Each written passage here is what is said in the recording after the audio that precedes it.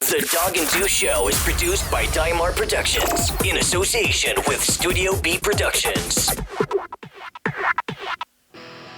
Welcome to Utah's longest-running sports podcast. This is Dog and Deuce. Every week, we are right here to take a deep dive into the Utah Jazz, the Utes, Cougars, Aggies, and everything going on in between. The NBA playoffs continue, and the Jazz have taken an early lead in their second-round series against the Clippers. Plus, Rudy Gobert earns his third Defensive Player of the Year award. We have all that and a whole lot more coming your way on Dog and Deuce number 371.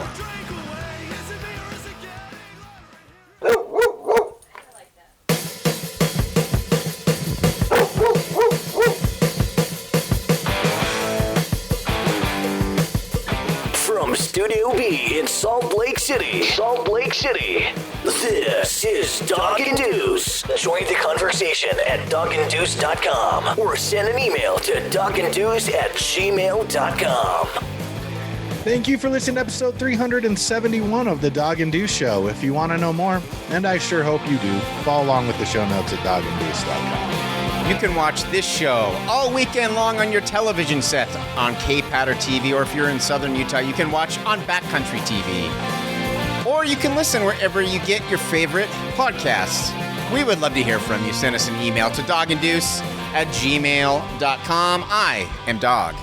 But I'm Deuce. And this is episode 371 of Dog and Deuce. So, last week we had an early show. It was a show early in the week.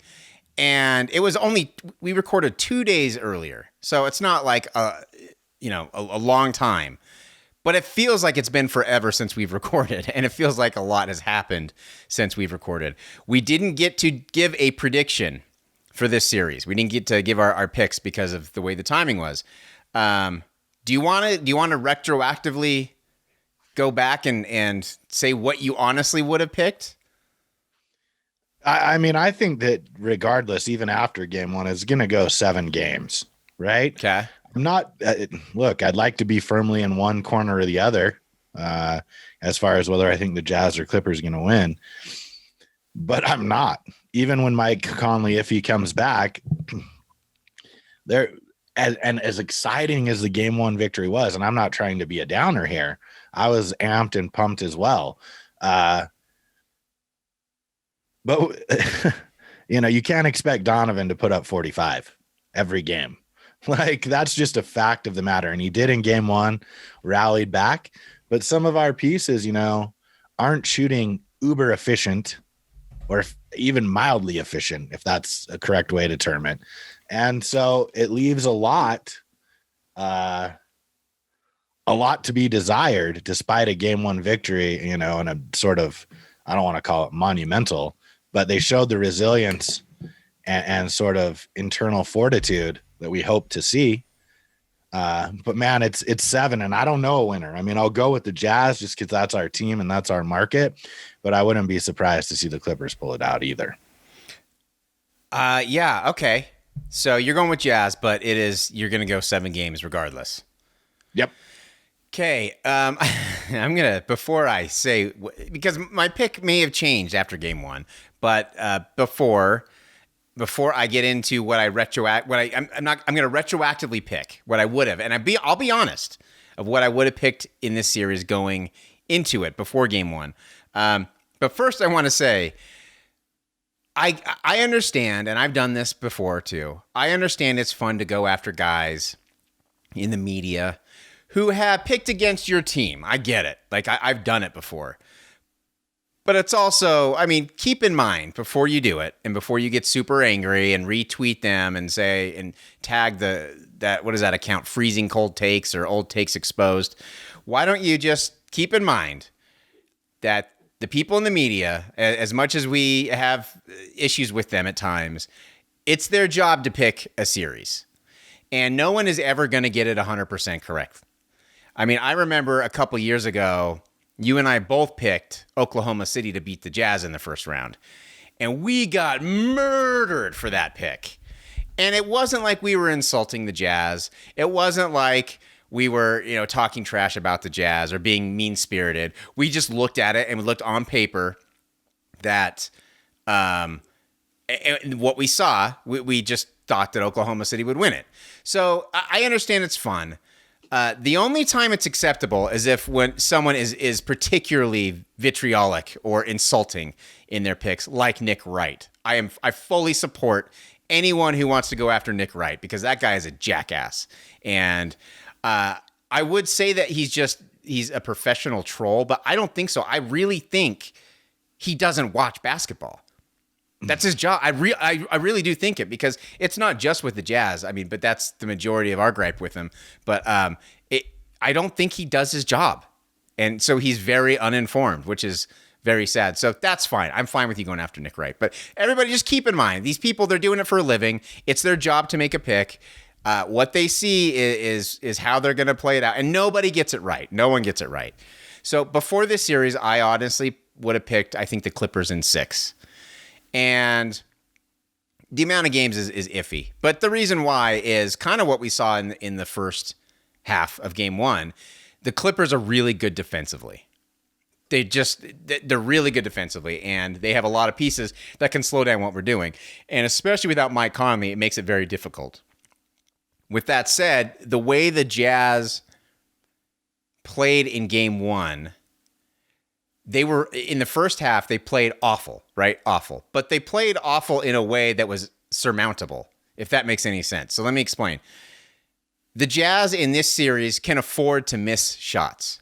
As you saw, how many did they miss in a row? Was it 21? 20 or 21. It was a lot. That was brutal. They can afford to miss shots. They can't afford to turn the ball over. That's the difference. They were better at protecting the ball. And that's why that's why it was only like a 13-point lead for the Clippers. You're telling me in most situations you're going to miss 21 shots and only be down 13? No way. I would never in a million years suspect that. So they just have to take care of the ball. That's the main thing they have to do because the Jazz are streaky. They can get hot and they can get cold. And we saw that because of them protecting the ball and also playing tough on defense. Like they were stellar on defense and Rudy was outstanding that whole game. And you know what? Let's give a little credit here. We got to give a little credit. Borg, as much as we have criticized Borg over the course of the series and his tenure with the Jazz for his defense or lack thereof, he was outstanding defensively. What were your thoughts on that? I was not expecting him to be able to do any of what he did. Well, I mean, him and Clarkson, I want to throw in there. Like, even if they were getting beat, the effort was there. Right, and that's part of it, right? Like, it looked like they had a desire to defend. And it's amazing what a little fire in the belly can do for a performance on the defensive side of the ball. And you're right. Look, the turnovers were low compared to what we've been previously seeing or feel like we're seeing at least. Maybe they just didn't come at such crucial times. I never really know. Like It feels like the turnovers come at the most inopportune times. So I don't have the stats in front of me game over game over game from Memphis to the Clippers on what we were averaging turnover wise.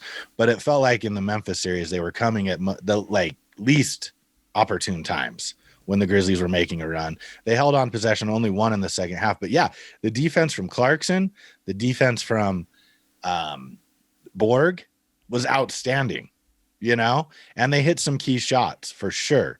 I mean, and I hear where you're coming from. Why I struggle back and forth with it is this, and it will always be this way until the Jazz get deeper and deeper in the playoffs, is whether you like it or not, the Clippers have a championship pedigree. You got Rondo, you got Leonard. That's enough. Those guys have won a lot of titles and been in a lot of heated playoff exchanges, even if they didn't win in a particular year. So until the Jazz get that kind of experience, it's hard to go against those guys, right? Right. I mean, like it or not, the playoffs are different. I will say one thing, and the only reason I picked the Jazz, and I think probably the only reason I would have picked the Jazz even before the series, is playoff P choking is a real thing. It really is, man.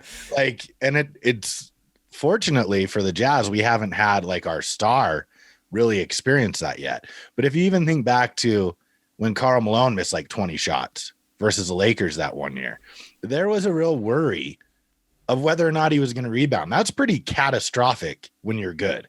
It is. In my opinion, it would be for me. Like, these guys aren't used to going 1 for 13 or whatever Paul George win in game 1. And if you look at it from that perspective, like, can we bank on that? It's hard to bank on. I mean, if Paul George goes 4 of 13, which is still not that great, the Jazz probably lose game 1. Right? Like, I mean, you can't bank on him going 1 of 13. So we're going to have to find some offense from somewhere. Let's see. Offense efficiency from somewhere else. But I will say, I mean, you know why Paul George, everyone doesn't like him really, unless he plays for your team, or at least the Jazz fans, is no matter what happens in a game, he has an excuse. And I defended him when Damian Lillard took that shot because, like, look, at that point in the game, it was a bad shot. It went in. Now Damian Lillard has proven that that's not a bad shot for him. Right. But at that moment in time, I agreed with him and I defended him, despite lots of people telling me I was stupid because it went in. And not only that, it was really well defended. It was. But he always has an excuse. Like he said, you got to let it play physical. The dude shot 10 free throws in game 1. Right. Like, if you get to the line 10 times, I don't care who you are. That's significant. So, like, the reason you wonder why people don't hate Kawhi Leonard, he doesn't respond good, bad, or indifferent. Right. Paul George always has an excuse for why he didn't play well, as opposed to, I just sucked. I'll be better next game. Never. That's what you say. I mean, it's very Ben Simmons-esque. He was the original Ben Simmons. He was the original, the prototypical Ben Simmons. Yeah. Right. Or Ben Simmons is the second coming of Paul George. Maybe right. That's a better way to put it. Yeah. I mean, it's annoying. But as a Jazz fan, like, honestly, and we've experienced it with Russell Westbrook and OKC, but Kawhi Leonard is not Russell Westbrook. He can actually, and you saw it at times there, will his team to victory. On the defensive end, offensive rebounds. I mean, Kawhi didn't take, if I remember correctly, a whole lot of shots in game 1. Let's see here. I got it right here. Kawhi took,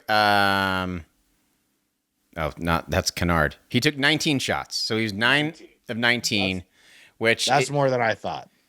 But I know what you're saying though, because it felt like he was quiet, you know? I mean, he had 23 points.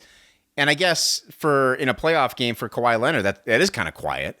It was a quiet 23 points, though. I mean, they really kept feeding it to Paul George. Paul George was 4 of 17, and why you keep going at him, I don't know. But he was getting to the stripe quite a bit, so I guess that's why they did it. But Kawhi Leonard, don't expect him. Look, game 1 of the Memphis series, we all kind of overreacted, and understandably so, because it was an ugly game. It was not fun. It felt terribly. Let's not overreact to this one either, because Kawhi Leonard's not going to play. He's not going to be quiet like that in game 2. Paul George, look, playoff P, you're right. It is a real thing. It absolutely is. And I don't know if it's just the fear of Joe Ingles, because Joe has not been playing particularly well, but the fear of seeing him on the sideline, I don't know if that just got into playoff P's head or what. But you can't bank on him playing that bad every single game. You know, even if he has a bad series, let's just say, sake of argument, he has a bad series. He's bound to have 1 or 2 games where he plays really well. The playoff P thing came because he had a great game 1. And then he anointed himself playoff P. So he's not going to go away. You know what I mean? And but that said, I do want to talk about how the Jazz really did play an absolute perfect second half. So if you had to guess, how many turnovers would you say the Jazz had in the entire game? And it was low. I think it was 8. I think I know that. 7 or 8. It was 7. So I mean, that's why, because I mean, that's why they were able to win the game, because as we mentioned earlier, when they went in their scoring drought, they were still protecting the ball so they could get back in transition defense. That's the whole thing. That's when the rails fall off for the Jazz.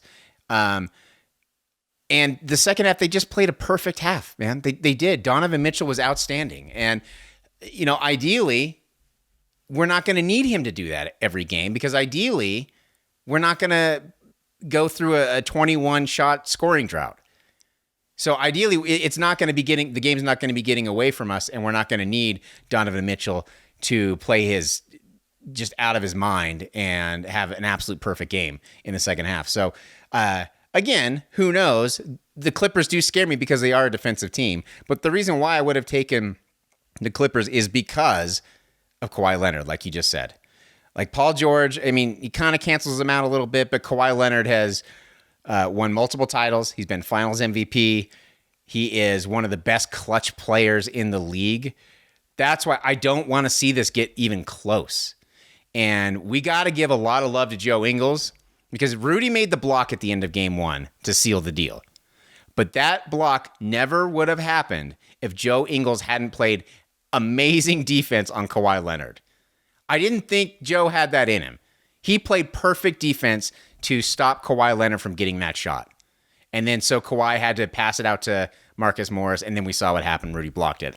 So if Joe Ingles can just give us those plays, those hustle plays, just once in a while, it's going to even the scale a little bit until we get Mike Conley back. I mean, for sure. He got lost for a minute, but by that time the ball was already in Morris's hands, and he did play great defense. But, I mean, here's the thing, okay? And it's kind of what you have to wonder and I guess decide. The Jazz in game 1, by all statistical numbers, except for rebounds and offensive rebounds, which are important for the Jazz, got outplayed. They shot less percentage, a lower percentage in every statistical category. They had more steals, less assists, tied blocks, one less turnover, and the same amount of fouls, right? Now, look, if you're a Jazz fan, here's some optimistic things you can look at to evaluate. Is it likely that Luke Kennard is going to go off like that again? I mean, I hope not, right? So for all the things we're saying about Borg and Clarkson and Ingles struggling, and maybe I'm wrong, but I don't see Luke Kennard averaging 18 points a game. That's just me. True. I mean, maybe I'm wrong, and maybe I didn't watch the Dallas playoff series enough. I could see him getting 8 to 10, but going, 7 of 9 for 18 seems unlikely. Okay. Rondo, 1 of 3, Morris, 4 of 14. Pat Beverly gave him nothing. They only played 7 men, it looks like. And if you're the Jazz, this is a perfect scenario to run them, but possess. The reason the Jazz won, more to your point, is the lack of turnovers, and the percentage didn't matter because they got the volume of shots. Right. Clearly. Right. It came back. The numbers came back to the mean, if you will.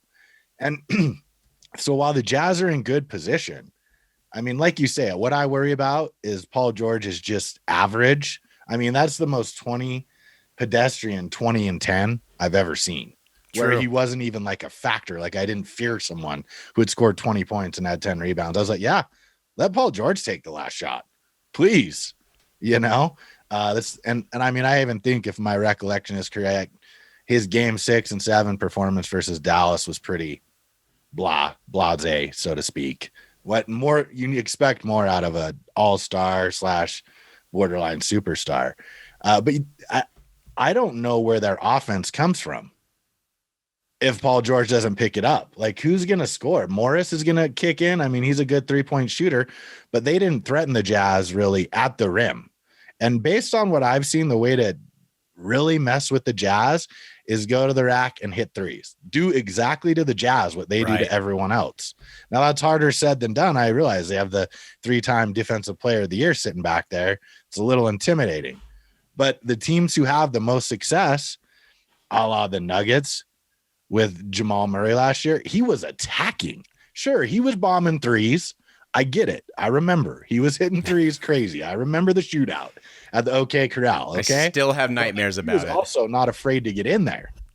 Right.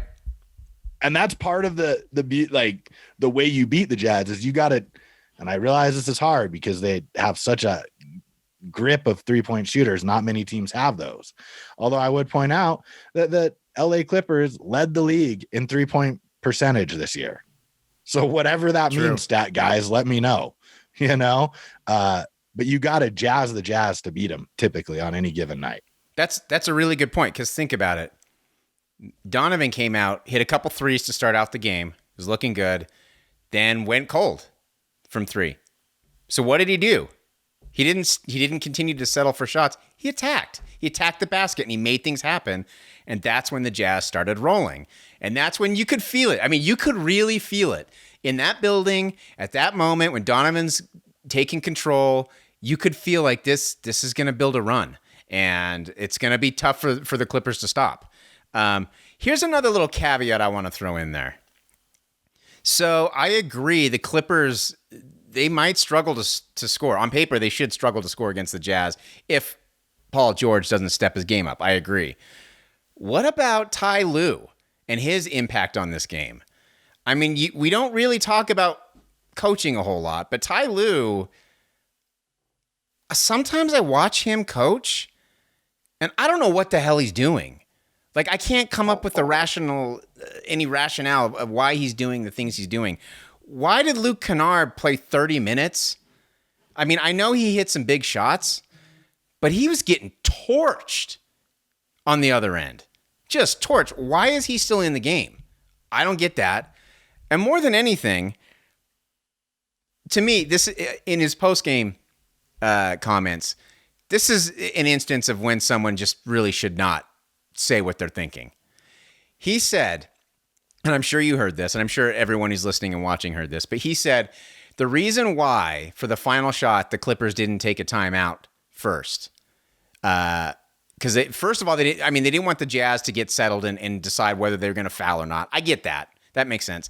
But they also were afraid that Quin Snyder would take out Rudy Gobert.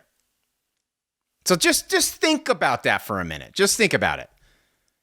He thought Quin Snyder would take out the best defensive player of this generation on a defensive play. And I understand there's this narrative that Rudy can't guard the perimeter, and I don't agree with it, but I understand it's a thing.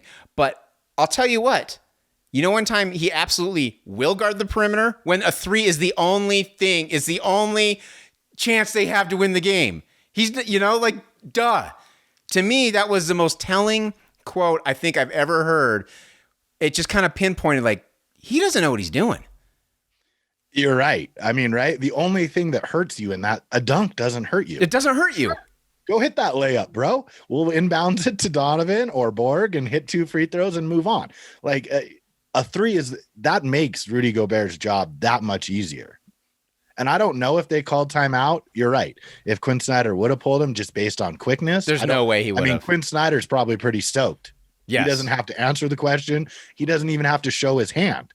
Right. Because he wasn't forced to. Who knows? I mean, down the stretch, they may pull him and put an Ilyasova or someone like that. If you're talking purely defensive, maybe, probably not, but maybe. But you don't even force his hand. And I don't know if I mentioned this last show, but this is sort of, and I think I would, no, it couldn't have been on the show. I was just talking with someone. Do you remember when Kawhi Leonard in the Dallas game got that last second shot in the corner and airballed it? Okay. Now I know Kawhi hit that for Toronto, and I know that's his spot. That's all good. That is a less than 2 second play. When you have 9 seconds and Kawhi Leonard or Paul George, and you're not throwing the ball to the top of the court and setting a screen for them and allowing them to dictate the shot, when you're demanding that he takes with 9 seconds, you corner him by play in his own corner.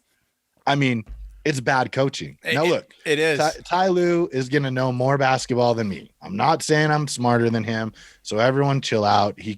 I'm glad he's a head coach, but that's a bad play. Now, if you can't admit that, then we have another thing coming. And like you say, there's a whole long list of questionable decisions. Look, I think he had to play Kennard. Even though he was getting torched on offense, he was providing something on offense that no other, including Paul George at that moment. I mean, he took 8 less shots and only had 2 less points than Paul George. Right? He had to find some offense to create spacing for Kawhi and Paul George.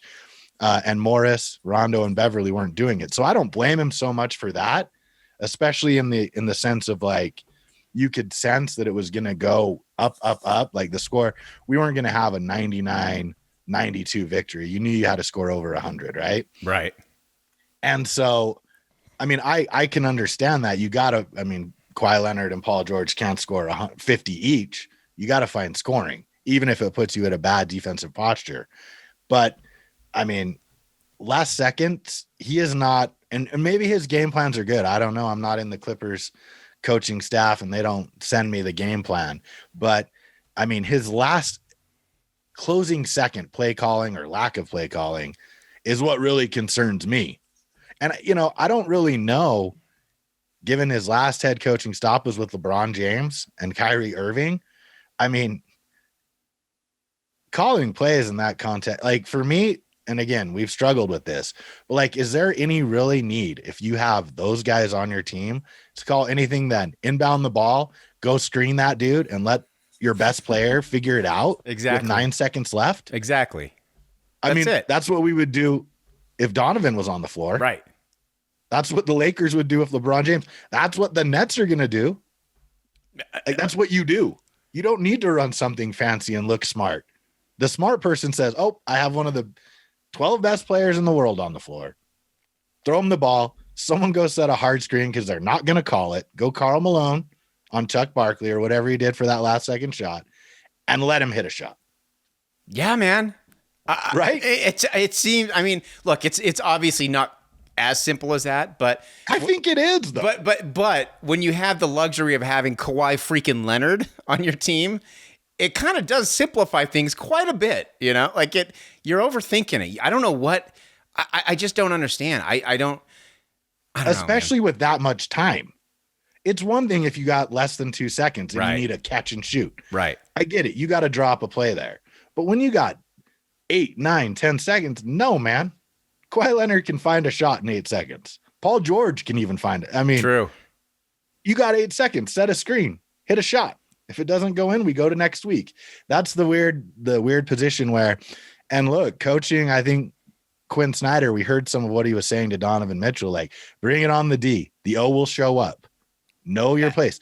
We saw a very sort of, and we've always known it's coming, but maybe a watershed leadership moment for Donovan Mitchell in game one, in my opinion. That, if I'm a Jazz fan, that's what I'm most stoked about. Accepting responsibility and then changing it in the second half. That could be a stepping stone for greatness.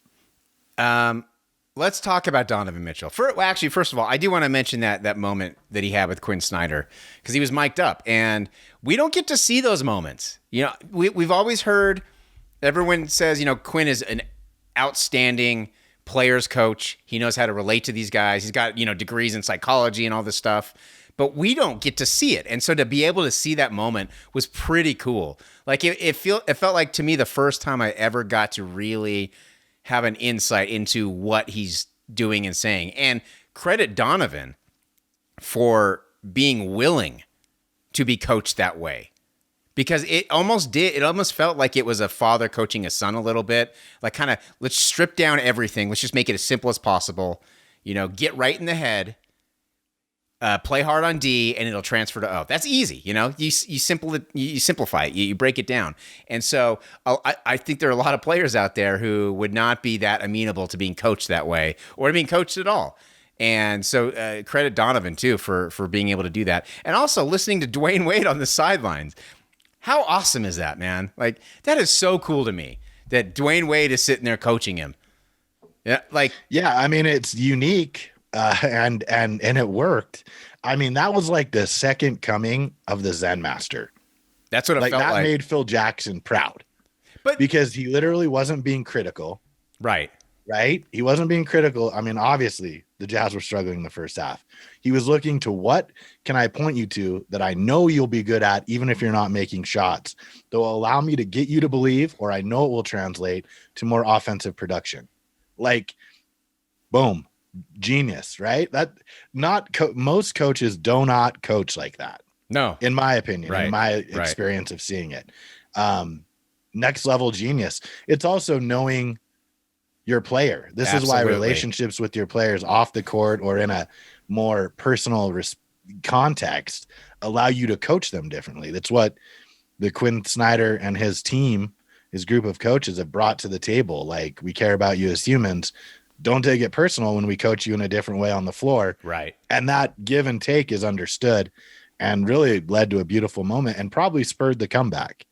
You know, it's interesting. We're talking about players a lot, but really, and maybe Ty Lue is like that, you know, I don't know, but his willingness to trust his players and be able to coach them in a way that will allow them to be successful, while maybe not uncommon, it seems his is just slightly next level. It really does. It almost, and I don't want to overstate, so forgive me if I'm using a little bit of a hyperbole here, but we talk about how important Rudy Gobert is to this team. I really think Quin Snyder and his approach is the cornerstone to this Jazz team right now. That's why we got Jordan Clarkson back. You know, like we're going to be able to get guys like that when you have a coach who can relate to a player, understand him, and know how to maximize his strengths. And that's what we're seeing. And so it was just cool to be able to see that and actually hear that for the first time. It made me so damn proud to be a Jazz fan, to be honest with you. I was smiling. That was great. But let's talk about Donovan Mitchell, dude, because it feels weird to have a guy who plays and takes over games in the way that so many other players have done against us for so long. Like you mentioned, Karl Malone. Look, he was our star player, but he would disappear. Like I remember he got his second MVP award and he disappeared that night. He had like 5 points. It was the first time he scored under 10 in like a decade or something like that. He choked a lot of the times, you know, and I'm not saying that every player should be perfect and not have mistakes and not get beat. We've seen LeBron James get beat now, you know, we've seen Kawhi Leonard get beat, but it's crazy to know that we have a guy like that on the Jazz. I'm not used to it. It feels weird. I don't know how to process it. I mean, it's unique because when Malone won his MVPs, he wasn't getting to the free throw line, at least if I remember correctly, as much as he was early in his career because he had that elbow jumper, which he was exceptional at, right? You're seeing like a Donovan peak at a younger age and have the pieces around him who can support him, where it would be like when Malone was 28 and just trying to dunk everything, like as far as going to the rack, right? It's easier to defend someone who you know is comfortable shooting 12 to 14, 16-foot jumpers. Right. And you see Donovan, because of his youth, despite his ankle, which I'm always a little nervous every time I see him do these plays. But it's necessary, right? Like it is necessary. He recognized like, I don't got it. We're not hitting the threes. Even when I'm trying to spread the love, I got to go to the rim and get those and ones or get to the line. And he did. I would, and maybe this is just old man me, like, can we stop the MVP chant? Like he missed one, and while I'm not superstitious, I think it played a role. Like Darren Williams used to hate it too. Yeah, it's just unnecessary. I mean, and like, why make any more like? And maybe he doesn't feel pressure in that way, but I would feel pressure to make that free throw if they were chanting MVP, right? Yeah, I mean, I get it. It's a little distracting, you know, but Darren Williams used to hate that. Like when we would chant MVP while he's shooting. He missed, it caused him to miss a lot of free throws. So let's not do that anymore. It's not going to change, though. Hate to tell you. Yep. Not enough people are going to take note of that. I mean, I can make Joe Ingles struggle, but I can't get 30,000 fans to do the smart thing, you know? So I don't know. Talk about confused. Jeez. Yeah, can you make sure Joe Ingles plays well? Can you reverse your curse, please? I'm going to send some coffee and give him a call, and I'm sure that'll resolve it tonight. Yeah, okay, thank you. Man, you got to do something because you really screwed us on that one. Maybe a Foster's? A Foster? Yeah, there you go. For a late night victory celebration. There you go. I don't know, maybe he doesn't like Foster's. So tonight is game 2. Expect the Clippers to come out strong. I mean, keep in mind, they just played a game 7 2 days prior to game 1. So they were emotionally spent. And I think, you know, when the Jazz started going on a run, I think they got to a point where your emotions and your the physical toll it takes on you, at some point it's gotta collapse. And I think I don't want to say they quit, because I don't think they quit. They definitely didn't. We saw it at the end of the game. But it's easy to be like, okay, well, we're gonna give it our all, but we can always come back in game 2. So to me, I would expect the Clippers to come out a lot hotter. Expect intense defense. That, to me, that's, if they start forcing turnovers, we're in trouble, because that's when the track meet starts. See, I agree with you, but I have a slightly different take. Like, for me, I felt like their theory was, conscious or not, that we're going to hit them game 1. We got to steal one, and game 1 is the one to steal. They're rusty. Sure, we're tired, but we've been playing. And I think they gave it their really good shot, right? Yeah. And I'm not sure how much they can muster up. Now, look, I don't think it's going to be a 30-point victory. Okay. I'm not saying that, but I think their best shot as far as the first 2 games to steal home court advantage was game 1. I expect the Jazz to understand the significance, which I think they did in game 1, but also be more prepared for the defensive intensity. Look, I don't think Kennard is going to get 18. Like, I think we've seen again, right? And I don't think we played our best, especially not Joe Ingles. I mean, he struggled from the field. One thing I did want to discuss with you, like, I think it's time, and I know this is a lot harder, but if you think of Joe Ingles in the infancy of his rise to what he's become today, what was he mostly known for? Shooting. And where specifically? The corner 3. Corner 3. Yeah. Okay. I found last game that I needed Joe Ingles to be where Jordan Clarkson was getting the ball, and Jordan Clarkson to be on the wing there at the elbow of the 3 to get it where Joe Ingles was. That's a great point. It's clear to me Joe Ingles, for whatever reason, is struggling with his shot, right? And if I'm the coach, what I want to do is put him where I feel that he is most comfortable catching and shooting that corner 3. Jordan Clarkson, however, wants a little room to make a move, a shimmy, a shake, a step back 3. Good point. That needs to be on the elbows, right? Good point. So whatever they need to do to find those 2 just switching in the offensive, being in different positions, I think will dramatically improve their efficiency and put them in a better position to be who they are. So that's the only adjustment from a Jazz perspective. And I don't know how they do that, but it needs to be done. And I'll be interested to see if it does. That's a great point. It's hard, though, because when Joe's in the game, he has to be so much on the ball. So it's harder to find that corner when you're dribbling off a pick and roll. But it needs to happen. And secondly, like, I really feel like, at least for the first 2 games, that was the Clippers' best shot. Unless the Jazz just play like a bunch of fools and not value possession. Like, if the Jazz possess the ball, they're probably going to win tonight. And by, I think, a greater margin than 3 points. Unless Kawhi or Playoff P has one of those crazy 50 or 60-point games. Which, if they do, you tap your hat and say, we'll see you in LA. But right. To me, it felt like they gave their best shot in game 1. And I expect less of not effort, but less of a threat to home court in game 2. Okay. So are you picking the Jazz? Oh, I'm picking the Jazz by 10 at least. If I gave you a score, I would say like 120 to 105. Damn it. That means it's my turn. I am going to go with the Clippers. I just, they scare me, and maybe I'm overvaluing them. It could be, but that name, Kawhi Leonard, scares the hell out of me. And he always will. I was very happy when he was in the East for a while. And, so to me, it's hard for me to ever bet against him totally. I think the Jazz expended a lot emotionally and physically. I think that was a very emotional win. But it's just Kawhi Leonard, man. Like, I don't even know what else to say. And like we said, I don't expect playoff P to tank every single game this series. So he's going to need to play big, because it's tough to win in Viv, man. That's a loud building. That is loud.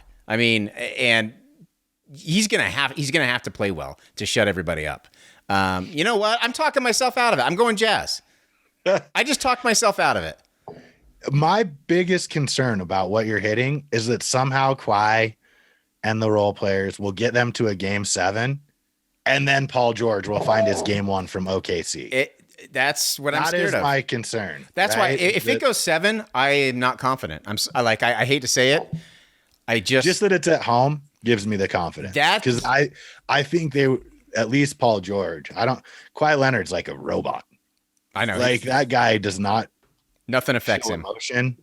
Or if he does, it's like a random scream and then it's over. Yeah. And he's back to like, oh, I got out of my programming. Yeah. It's like, I really feel like that's what Android, it is. Yeah. Like, oh, I showed emotion, back to me. And my biggest concern is that somehow they'll manage to scrape out 3 wins, and then playoff people show this thing for one game and claim he's the greatest player in the history of the game. Yeah. That's my main concern. But I think, like again, is Batum, what did he have? He played he only had 6 points, but it felt like Batum was the key. Right. The I role agree. players were the key for them. And they're always going to be, I think. Kennard, Beverly, Batum, or Morris being better than our role players over a 7-game stretch. That's why I have confidence. It's not in the 1s and 2s. Like, I think Kawhi Leonard and Paul George will get theirs, and at sometimes maybe even outplay Donovan, although that wasn't the case in game 1, or play him to a stalemate, right? Right. I just don't know. I mean, do you have confidence in their role players to be better than ours? That's the thing where I can't get over. I don't. But with that said, I mean, like playoff Rondo, like he's starting to hit threes. Like, what the hell's going on? You never know. There's always like an X factor that always seems to step up and bite the Jazz. And we've seen Reggie Jackson be a Jazz killer in the past. So for whatever reason, it's like JJ Barea for the Mavericks. He's just like a guy that when I see him out on the court, I'm worried when he's playing against the Jazz. Although if it was any other team, I wouldn't be that concerned that he's going to be a threat. But we've seen it before. But no, I don't think so. I mean, Patrick Beverley's not what he used to be. I'm going through this thing. Terrence Mann, he's a solid defender, but I just think our role players. I mean, think about this. Borg is a role player. Think about that. He's like a 20-point game scorer last year. I think he's at 17 this year. And he's a role player. So no, I don't think their role players will outplay us. It's just that name, Kawhi Leonard, man. And I don't want to put too much emphasis on it, but I feel like Jazz fans are overlooking him just a little bit. The guy's had a lot of experience. But everyone goes to the LA Clippers. It's cursed, right? And they can't see. I mean, Chris Paul has the Suns 2-0 lead headed to the West. He couldn't do it with Blake Griffin, DeAndre Jordan, Jamal Crawford, or Sweet Lou. That's true, man. That's true. And I mean, I love Kawhi and respect his game. Like, he's a baller. Doc Rivers. Yeah. It's just something about putting on that Clipper jersey. It takes a little of your mojo. It does, man. I'm going to go Jazz. I'll go Jazz. I talked myself into it. You talked me into it a little bit. So we'll go Jazz by 5. That's what I'm going to do in game 2. All right. Let's real quick. Let's talk about Rudy. We're blowing through the show. We're running short on time here. Rudy won his 3rd Defensive Player of the Year trophy. Very, very well deserved. I don't want to turn this into a Ben Simmons thing because this is Rudy earned it, and the focus should be on him. But let me just say this one thing real quick about Ben Simmons.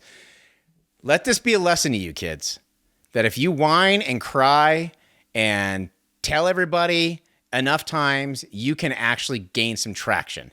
Because Ben Simmons won he had way more votes than he deserved. Way more. It's Rudy, and it's not even close. And I really think Ben Simmons' campaign for himself to win it actually was the reason why people bought it. I really do. I mean, look, he's been hanging out with the Jenner Kardashian clan. He understands social marketing, social media. It works. If you don't promote yourself, who will? It doesn't work. They do it because it works. Right. But regardless of that, it doesn't matter. Like, there is no better culmination to Rudy Gobert blocking Morris's shot and then receiving the award the next night to symbolize why it shouldn't have been close. And despite votes, it wasn't close, really, in the minds of people who actually watch basketball, right? I mean, And furthermore, how Rudy Gobert handled it, like a personal success award was a lot about his team and his coaches. And I think that sort of symbolizes, sure, Donovan, Rudy, they're great players, but the attitude and the principles upon which they base their play are what make the Jazz be able to be the Jazz. And it was exemplified in him receiving, I mean, he's only one behind Dikembe and Ben Wallace for most all time. And if things continue to trend in that direction, he could have 5. He really could, man. You know, like he's close to having 5 now. As he gets older, like, and maybe loses a step, he might even become a better defender because he won't be trying to help cover everyone else's as far as just total blocks, etc. Like maybe his contribution on the floor won't be as much, but you think of Dikembe Mutombo, man, he just would stand there and be like, come get it. Yep. You know, like, come get it. You may get me, but I'm going to get you type scenario. So, I mean, he's one behind Dikembe and Ben Wallace, which is crazy. Ben Wallace had 4. I mean, remember him? He was legit. He was and he was like, what? He wasn't even 7 foot. He was like 6'9" or 6'10" or something like that. Absolutely. So, you know, congratulations. But how he spoke about winning the award is what impressed me most as a Jazz fan and just a human. Yeah. Right. Being willing to be like, this is my award, but it's all because of them is something special. I don't understand the hate for Rudy Gobert. I really don't. He doesn't talk trash. He doesn't play dirty. He complains, but this is the modern day of NBA. Everybody complains. You know, every single player does. They complain too much. Other than that, I really don't understand what is so unlikable about the guy. If anything, he's one of the more likable people in the league. He's humble. He's kind. Like it just doesn't make any sense to me. I don't understand it. But I will say, what a year for the Jazz so far. And I understand we're still in the playoffs, but just think about it. Jordan Clarkson, 6th man of the year. Mike Conley got an Oscar. They almost die in a plane crash. They have the best record in the NBA, and now Rudy wins, 3-time Defensive Player of the Year. It's been a hell of a year so far, and it's not even done yet. So this is fun. And for those of you young Jazz fans who this may be your first real deep playoff run, just understand this doesn't happen all the time. So what you got to do, you got to turn on that TV, you got to scream your guts out, and you got to enjoy it while you can, because it's not always going to be here. So have fun with this. I'm having a great time. Yeah, no question. I mean, something we should hit on, Quin, and despite that, like, look, I think Monty Williams, if it wasn't Quin Snyder, Monty Williams should have been coach of the year. Absolutely. I really respect what Tom Thibodeau does and did and may continue to do. But I mean, it's got to be Monty or Quin to me personally. Do you think I know the Knicks roster is garbage, but they play in the East and they just got beat by the lower seed with home court advantage, right? Like, to me, it was Monty Williams or Quin Snyder. I appreciate where the people are coming from, and it helps that you're coaching the Knicks, right? That's a huge help in that regard to sort of put them back on the map. But it could have even been more epic. The beauty of it is, right, what you just talked about, all those players are stoked about those awards.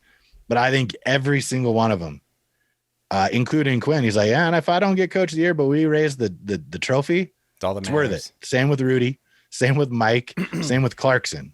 I think they're all in line with one goal in mind. And while the awards are nice and you're forever in the history books, there's nothing better. I think they're in unison in believing that if you really want to cement the legacy, win the title. Got to.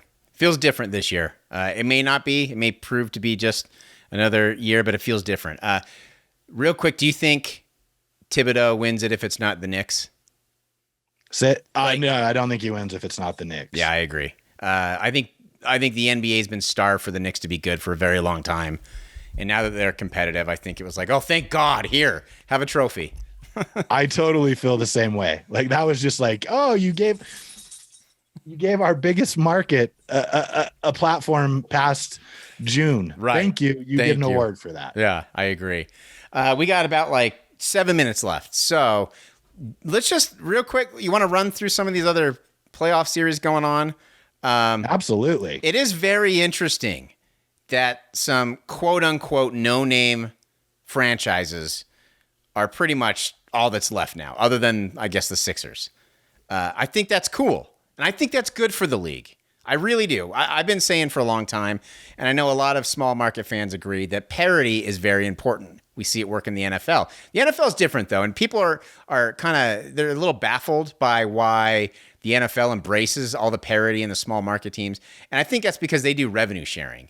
So where the NBA doesn't. So they're getting a lot more money based on the Lakers getting in there and stuff like that. So I could be wrong, but that's my theory. But I think it's fun, man. I think it's really fun to see the Jazz and Clippers and Nuggets and Suns, and not so much the Sixers, but the Hawks in there and the Bucks and I guess the Nets. I guess we'll throw them in there too, just because as a franchise they haven't been great. So it's been kind of fun.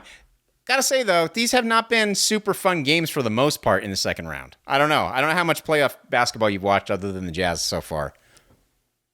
A fair amount. I mean, I watched the Nets Bucks and turn it off at halftime. Every time. So boring. Every time. I'd say the Sixers and Hawks have been good. Game 2 was kind of a letdown, but game 1 was excellent. And the Nuggets and Suns, not that fun to watch. Honestly, it's kind of, and who knows? It's 2-0. The series doesn't start until home, a team loses on their home floor, right? That's what they always say. So, who knows? It could shift. But so far, it's answered a question for me, which is how good is Phoenix? And how good is Denver? And I think we're kind of getting that answer. We'll see what happens as that series progresses, but that's kind of what I'm thinking. That Phoenix is just good, man. They're scary. They're way good. They have all the right pieces. They play defense. DeAndre Ayton's playing out of his mind. And it gets back to the same old story with the Joker, MVP, congratulations to him. If you don't have people around you who can score the ball, it doesn't matter how good you can pass unless you're getting them dunks. And that's not really what the NBA is about nowadays, right? And he's struggling to find a role when his teammates aren't hitting. I mean, he's going to get his, right? But he has to play so much better than DeAndre Ayton. It's the same. You can't play to a stalemate when you don't have Jamal Murray there, right? You got to win by that matchup by 10 to 12 points. Right. And I sort of feel it's the same way in to bring it back home for the Clippers. Like Paul George and Kawhi Leonard have to beat their matchup by 10 to 12 points for the Clippers to have a legitimate shot. Cause I don't think, and I could be wrong, I don't think Kennard is going to have that kind of game. And maybe Morris picks up a little, but time will tell. And so, the Nets and Bucks has been pretty boring. I hope the Bucks get on there, man, and make it a series at least. The Nets are just so good. I don't think anybody's beating the Nets. I hate to say it. They're really good, as they should be. And this is without James Harden. So go figure. I will say, let's see. Mike Malone was pissed after last night. I don't know if you saw his comments. He was pissed. And I understand why. He had 2 players out of everyone on that squad who actually showed up. And one guy, Will Barton, hadn't played for like 7 weeks. Right. And this is his first game back. It's unreal. But Jokic is doing everything he can. He's just a one-man wrecking crew. And you can see now, I know people were complaining, that the Jokic is going to get MVP, and it's the most boring. It's the worst MVP we've had in years, and all that. Those dumb talking points that aren't at all true. But if you cannot see why Jokic deserves it after watching that game, I don't know what to tell you. He's everywhere, and he needs to be. And without Jamal Murray, he's carrying quite the load. When Jamal Murray got hurt, I think we all kind of figured that's it for the Nuggets. Maybe they'll get in the play-in game, the play-in tournament. I don't know. They didn't drop off, man. They kept winning, and they kept winning. And so that's why I'm a little surprised to see them getting as manhandled as they are right now. It's surprising. And I'd have to look at their schedule during that run. I don't know who they were playing. Good point. That's still an NBA team. But this is the playoffs, man. And the days of only having one dude and being really good are gone. Frankly, you need to have at least 2 and probably 3. Crazy. It's crazy how much the league has changed in not even that long either. Right. It's disappointing, man. I mean, I don't know. I guess I'm that old man now. I get it. I mean, the beauty is though, like, look, I mean, Brooklyn is a big market team, but in the West, as the crow goes, even though Phoenix is a huge city, I think 5th biggest in our country, if I remember correctly. Yeah. I think Quote, metropolitan from area. NBA standards, you know, there's likely to be, as long as the Clippers don't make it, a small market team in there. So there is some parity. Maybe even if it happened through free agency, there's a little parity. I don't know. But to me, I'm more engaged than I have been in years. I mean, I always watch playoff basketball. I love it. No matter what's on, I will watch it. But I'm far more engaged because of we don't know. Like, it's not as fun when we know the Lakers are going to win it or the Warriors are going to win it. It's not fun. Like, we can turn it on and watch Steph go crazy, and it's fun to watch him play basketball. It's fun to watch that team play basketball. It's not. I don't like if I miss a finals game though. I don't really care. I'm not bummed about it. But this year, I'm way more engaged because there are so many unknowns, and what star is going to take the mantle at this point? You know, like, to me, this is the future of the league. We're watching it right here, and people are complaining about it. There are media guys who cover the NBA who are upset about this. What? I don't understand it. The only people that have any right to be upset about it are the people in the league themselves. I mean, the reason the media guys don't like it is it makes their job harder.